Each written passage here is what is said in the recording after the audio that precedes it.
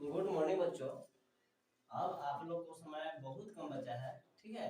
तो अब बचे हुए समय में आपको अब बहुत खास क्वेश्चन को पढ़ना होगा, ठीक है। और जितना मतलब रिवीजन कीजिए उतना ही आपको फायदा होगा, ठीक है। तो रिवीजन हम आप लोग को कराएंगे। तो सबसे पहला क्वेश्चन है कि किसी धनात्मक पूर्णांक q के लिए प्रत्येक धनात्मक विषम पूर्णांक का रूप होता है, ठीक है। तो ये आपको यहाँ देखना होगा कि सम है या विषम, ठीक है।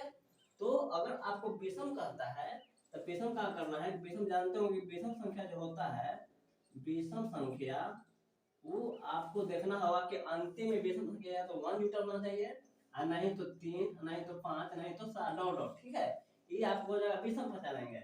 और सम कहता तो सम या तो 0, न तो 2, न तो 4, न तो 6 डॉट डॉट है, ठीक है। अगर सम कहता क्या कहता सम संख्या, तो सम संख्या हम देखेंगे कि अंत में हमको क्या होना चाहिए, जुटा होना चाहिए, तो 0, नहीं तो 2, न तो 4, न तो 6। लेकिन आपको क्या करना है कि प्रत्येक धनात्मक विषम पूर्णांक विषम विषम यानी आपको अंत में देखना है कि 1 जुटल है ना, तो 3 जुटल है ना, तो 5 जुटल ना, तो 7 जुटल, ठीक है। इस तरह देखेंगे। चलिए इसमें विषम पहचान है, तो इसमें क्या है 6q, तो 6q है। इसमें आपको 0 जुटा हुआ है, कितना है 0 जुटा होती है, आपको सम हो जाएगा, ठीक है। आपको फिर 6q + 2 है, तो ये भी आपको क्या हो जाएगा सम हो जाएगा, ठीक है। ये भी क्या हो जाएगा आपको सम हो जाएगा। और 6q + 1 है, देखिए 1 क्या मिला 1, तो 1 मिल गया, तो आपको क्या हो जाएगा ये विषम हो जाएगा। आपका आंसर क्या हो जाएगा यही हो जाएगा। आपको विषम चुनना है, आपका आंसर कौन हो जाएगा 6q + 1, क्योंकि ये भी क्या है आपको विषम संख्या है, सम संख्या है, ठीक है। चलिए अगर इसी तरह से आपको क्वेश्चन अगला क्वेश्चन पूछे कि किसी धनात्मक पूर्णांक के लिए प्रत्येक धनात्मक सम पूर्णांक का रूप होगा, ठीक है। ऑप्शन मान लीजिए 5k + 1, 5k + 7, 5k + 5, ठीक है। तो अब आपको क्या कर रहा है सम पूर्णांक कर रहा है, ठीक है। तो सम चुनने के लिए बताया आपको कि 0, नहीं तो 2, नहीं तो 4, नहीं तो 6। अब 5k है, इसमें समझिए कि आपको क्या जुटा हुआ है 0 जुटा हुआ है, इसमें 0 जुटा हुआ है, ठीक है। यानी आपका आंसर कौन हो जाएगा 5k ही हो जाएगा, क्योंकि 1 विषम है, 7 विषम है, 5 क्या है विषम है, ठीक है। तो इस तरह से अगर आपको ऑब्जेक्टिव क्वेश्चन एग्जाम में मिलेगा तो टिक आउट कर देंगे, ठीक है, विषम और सम। अब नेक्स्ट क्वेश्चन है,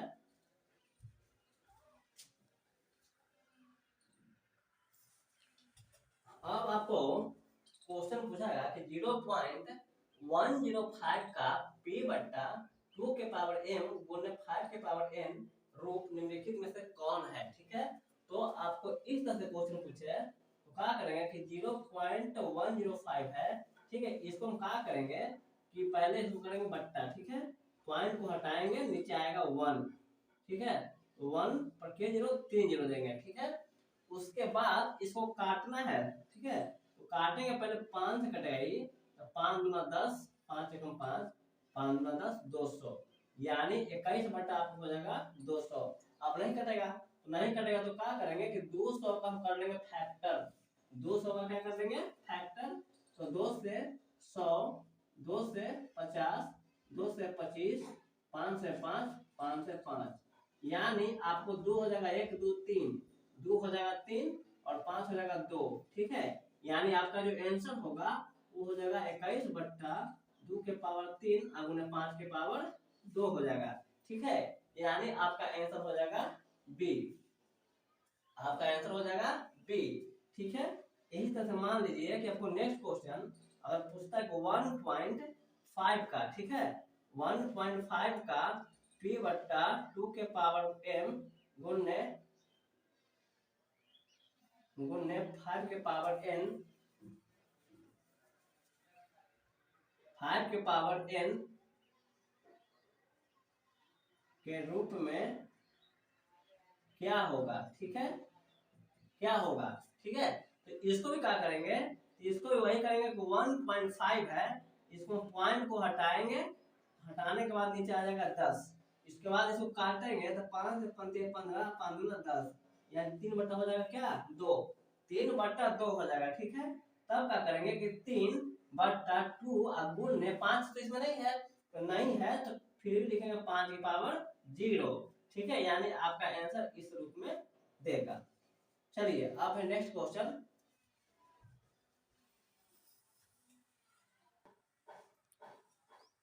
अब अगला क्वेश्चन है कि यदि बहुपद x square minus 3 bracket x plus 1 minus 5 के शून्य अल्फा बीटा हो तो alpha plus 1 into beta plus 1 का मान होगा। ठीक है, तो इसको कैसे बनाएंगे कि x cube minus 3 x plus 1 minus क्या है 5 है।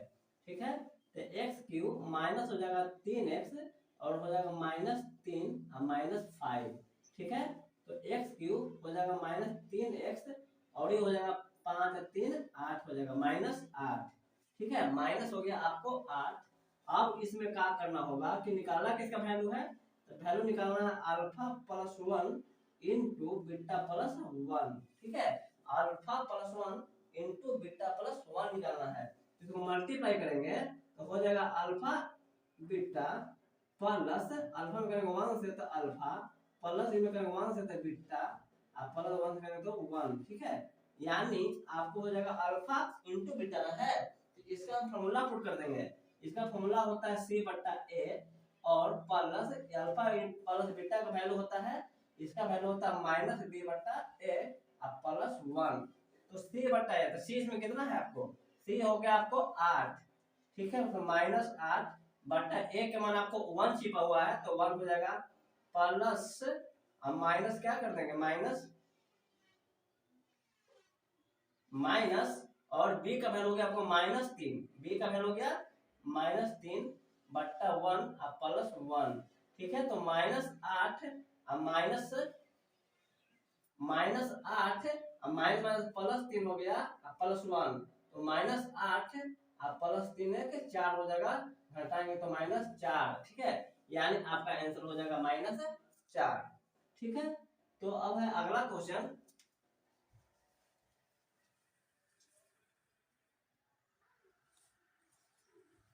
अब आपको अगला क्वेश्चन है कि समान ऊंचाई वाले दो बेलनों के आयतन का अनुपात आपको दिया हुआ 9:16।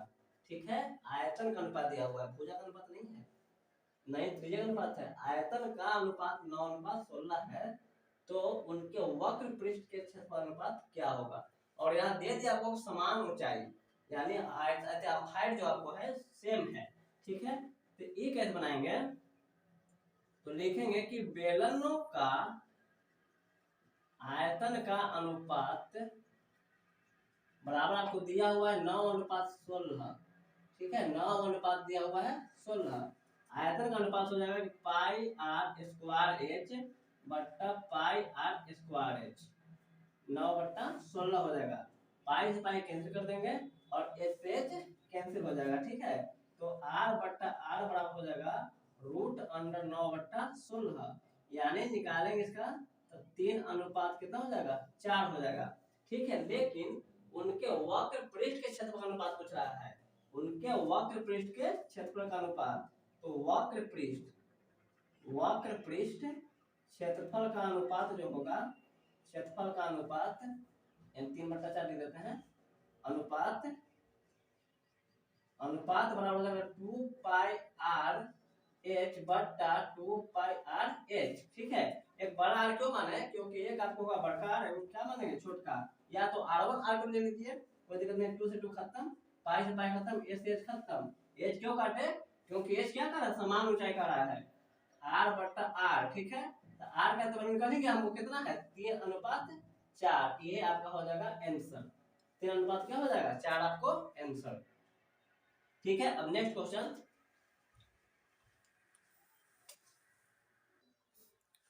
आपको अब क्वेश्चन है कि 23 15 25 40 27 25 22 25 20 का बहुलक है। ठीक है, तो बहुलक का मतलब होता है कि देखना है आपको कि इसमें आपको सबसे ज्यादा बार कौन अंक आया है। ठीक है, यानी सबसे ज्यादा बार कौन संख्या आया है वही आपका होता है आंसर। तो इसमें देख लीजिए सबसे ज्यादा आपको 25 आया है। 25 एक जगह है, 2 जगह है और 3 जगह है, यानी आंसर आपका हो जाएगा 25। ठीक है, बहुलक थोड़ा ठीक है।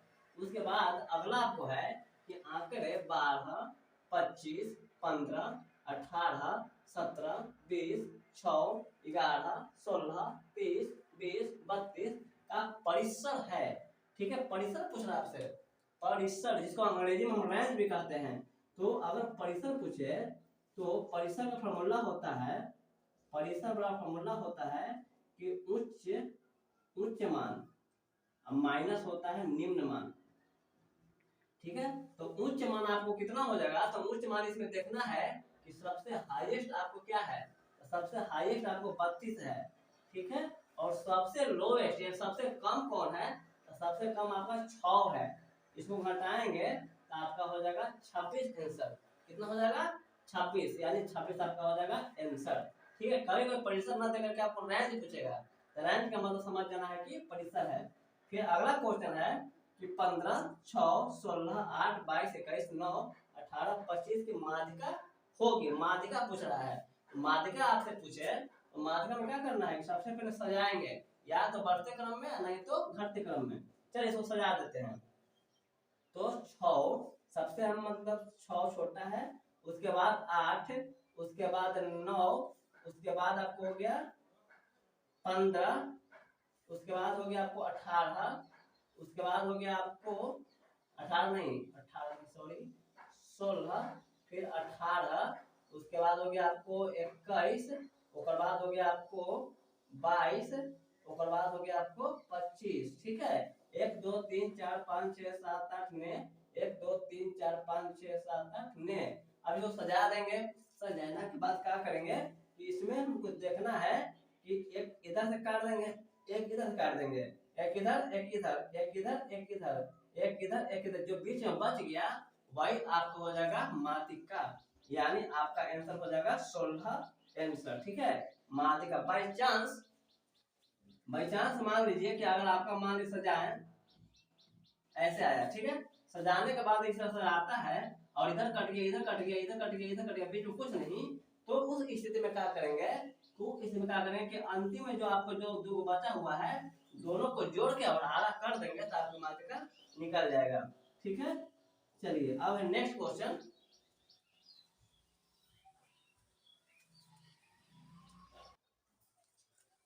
अगला क्वेश्चन है कि यदि 6, 8, 9, x एवं 13 का मान 10 है तो x का मान होगा। ठीक है, आपको माध्य दे दिया तो माध्य का ही फॉर्मूला लगाएंगे। अगर आपको माध्य दे दिया है तो माध्य का ही फॉर्मूला लगाएंगे। माध्य का फॉर्मूला क्या होता है कि कुल प्रेक्षणों का योगफल बट्टा होगा कुल प्रेक्षणों की संख्या, कुल प्रेक्षणों की संख्या, कुल प्रेक्षणों की संख्या। ठीक है, तो माध्य आपको दे दिया है 10 बराबर लिखेंगे 6 plus x plus 6 plus 8 plus 9 plus x plus 13 बट्टा में कहा है कि 1 2 3 4 5 5 आपको लिख देना है। चलिए क्रॉस मल्टीप्लिकेशन कर देंगे तो 10 से 50 हो जाएगा और ये कितना हो जाएगा, तो 8 और 6 14, 14 और 9 हो जाएगा आपको 23 और 23 और 13 हो जाएगा 36 और प्लस x, तो 50 माइनस 36 करेंगे क्योंकि प्लस में रह जाएगा तो माइनस में आपका हो जाएगा 14, यानी x का मान जो आपको हो जाएगा 14 आंसर। ठीक है, x बराबर हो गया 14। ठीक है, अगला क्वेश्चन मान लीजिए कि क्वेश्चन बोलेगा कि 6, 8, 10, 12 का माध्य होगा, माध्य होगा। ठीक है, खाली आपको बस ऐसे दे दिया तो माध्य होगा, तो माध्य बराबर क्या करेंगे कि माध्य बराबर हम जान रहे कि कुल प्रश्नों का योगफल बटा कुल प्रश्नों की संख्या होता है, तो क्या करेंगे 6 जोड़ 8 और जोड़ 10 जोड़ 12 बट्टा में 1 2 3 4 कर देंगे, यानी जोड़ेंगे तो आपका हो जाएगा कितना 12 8 20 10 30 और 6 36 बट्टा 4 काटेंगे तो आपका हो जाएगा 9, यानी 9 हो जाएगा आंसर। ठीक है, चलिए अब नेक्स्ट क्वेश्चन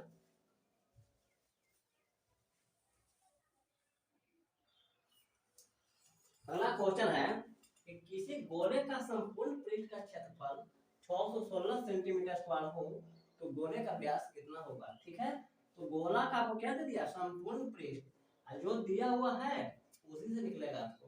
ठीक है, अगर आयतन देता तो आयतन से निकालते, लेकिन क्षेत्रफल दिया हुआ है तो हम कैसे करेंगे कि गोला का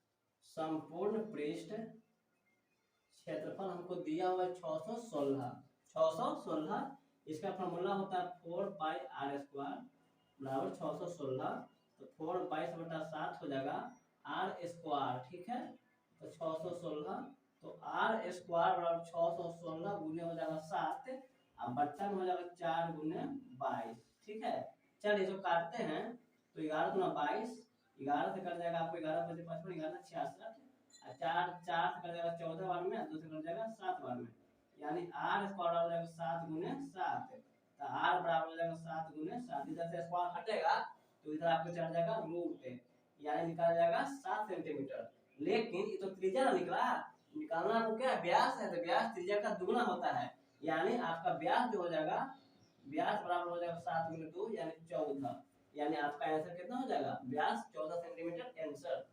ठीक है, अब नेक्स्ट क्वेश्चन,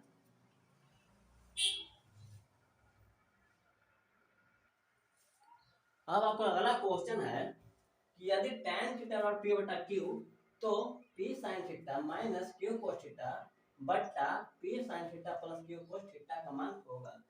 ठीक है, तो ये देखिए कैसे बनाएंगे, इसको ज्यादा लंबा बनाना नहीं है, तो tan थीटा बराबर दे दिया p बटा q दे दिया है। चलिए निकालना किसका वैल्यू है, तो p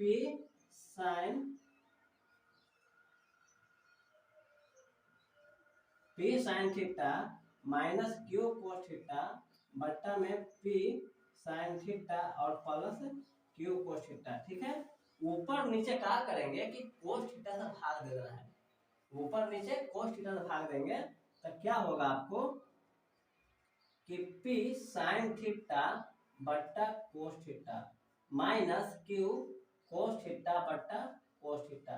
ठीक है, बट्टा p sin थीटा बट्टा cos theta plus q cos theta बट्टा हो जाएगा cos थीटा। ठीक है, तो आपका क्या हो जाएगा sin बट्टा cos बराबर हो जाएगा आपको p tan थीटा। ठीक है, माइनस ये तो कट जाएगा, cos कट जाएगा तो आपका हो जाएगा q बट्टा ये हो जाएगा p, ये हो जाएगा p tan थीटा और प्लस ये आपको जब कट जाएगा तो खाली q हो जाएगा। ठीक है, तो p, अब tan थीटा का वैल्यू कर देंगे, तो tan थीटा का वैल्यू कर देंगे p बट्टा q, p बट्टा हो जाएगा q माइनस q बट्टा p गुने p बट्टा q और प्लस q, ये हो जाएगा आपको p स्क्वायर, क्या हो जाएगा कि p स्क्वायर बट्टा q माइनस q। ठीक है, ये हो जाएगा p स्क्वायर बट्टा q माइनस q। ठीक है, इसको क्या करेंगे कि p स्क्वायर अब गुना कर देंगे तो q स्क्वायर हो जाएगा बट्टा q, p square plus q square बट्टा q का हो जाएगा आपको कैंसिल, आपका आंसर हो जाएगा, आपका आंसर हो जाएगा p square minus q square बट्टा p square plus q square, यानी आपका आंसर हो जाएगा डी, आपका आंसर हो जाएगा डी। अब इसी प्रकार नेक्स्ट क्वेश्चन,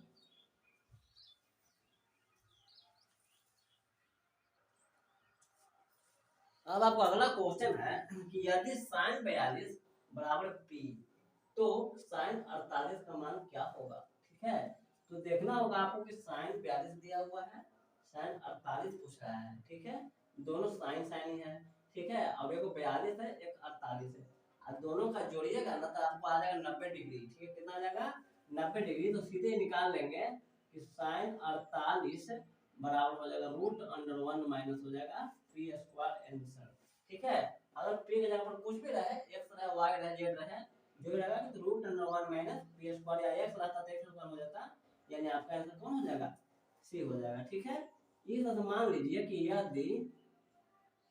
यदि cos 48 डिग्री बराबर मान लीजिए कि y है। ठीक है, y, तो cos 42 डिग्री का मान निकाले, मान क्या होगा।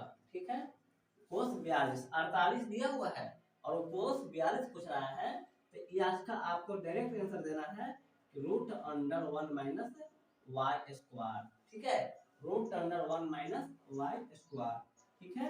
यदि यदि मान लीजिए साइन दे देगा 15 डिग्री, कितना दे देगा 15 डिग्री बराबर मान लेते हैं कि जेड, तो साइन पूछ देगा आपको 75 का मान क्या होगा, मान क्या होगा, ठीक है।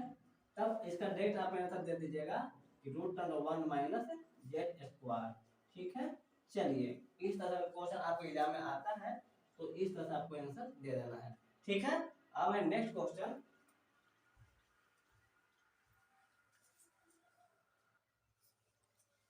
अब आपको क्वेश्चन है कि 2 sine square 63 plus 1 plus 2 sine square 27 बट्टा 3 cos square 17 minus 2 plus 3 cos square 73 का मान क्या होगा, ठीक है।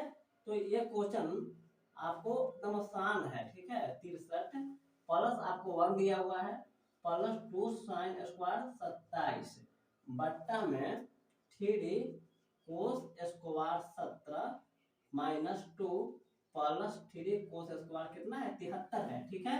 तो आपको 2 साइन पर 63 और 2 साइन पर कितना है 27 देखना है आपको कि दोनों का जोड़ आपको जो है ना 90 डिग्री हो जाएगा, कितना हो जाएगा 90 डिग्री। तो जब दोनों का जोड़ आपको 90 डिग्री हो जाता है तो इसका वैल्यू जो हो जाएगा आपको 1 हो जाता है, ठीक है। यहाँ लिखेंगे कि 2 sine square 63 plus 2 sine square 27 plus 1, ठीक है। इसको 1 प्लस करते हैं साइड में 3 कोस स्क्वायर 17 और प्लस 3 कोस स्क्वायर 73 और माइनस 2, ठीक है। तो ये आपको हो जाएगा कि इसका वैल्यू जो हो जाएगा आपको 1 हो जाएगा, लेकिन आगे 2 है तो 2 गुना 1 हो जाएगा प्लस 1 बट्टा ये आगे 3 है तो आपको हो जाएगा 3 गुना 1 और माइनस 2, ठीक है। कोस स्क्वायर 17 कोस स्क्वायर 73 इसका वैल्यू कितना हो जाएगा आपको 1 हो जाएगा। तो 2 एकम 2 और प्लस 1 और 3 एकम 3 माइनस 2, 2 में से अगर 3 और ये आपको हो जाएगा 1 एंड 3 आंसर, आपका आंसर कौन हो जाएगा 3 आंसर एंड डी ऑप्शन, ठीक है। अब नेक्स्ट क्वेश्चन।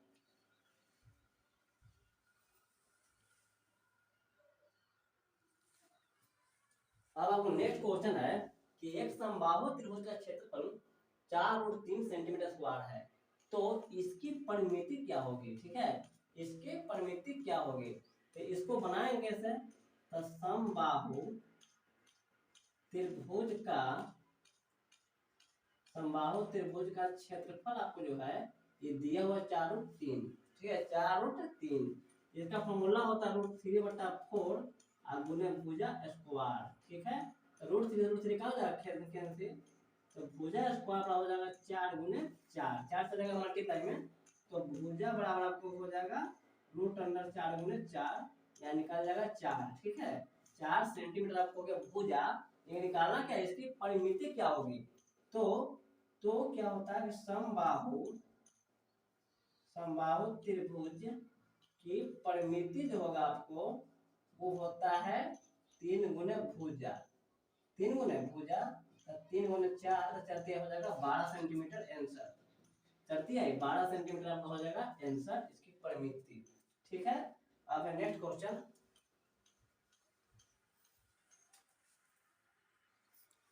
अब नेक्स्ट क्वेश्चन आपको है कि यदि थीटा बराबर 45 डिग्री तो tan square theta plus 1/sin square theta का मान क्या होगा, ठीक है। तो आपको थीटा दे दिया कितना 45 डिग्री, यानी थीटा आपको दे दिया 45 डिग्री, तो tan square theta plus 1/sin square theta, तो tan स्क्वायर थीटा यानी tan 45 का मान 1 बटा हो जाएगा sin 45, ठीक है, sin स्क्वायर 45, तो tan स्क्वायर 45 यानी tan 45 का होता है 1, तो 1 का स्क्वायर बट्टा इसका वैल्यू होता है 1/√2 का स्क्वायर, यानी आपको 1 हो जाएगा और 1/2 का करेंगे तो खाली 2 रहेगा, ठीक है, 1/2, तो 1 पर 2 चलेगा ऊपर तो 2 का कितना हो जाएगा आपका आंसर 2 आएगा 3, यानी आपका आंसर हो जाएगा 3, ठीक है। अब नेक्स्ट क्वेश्चन है।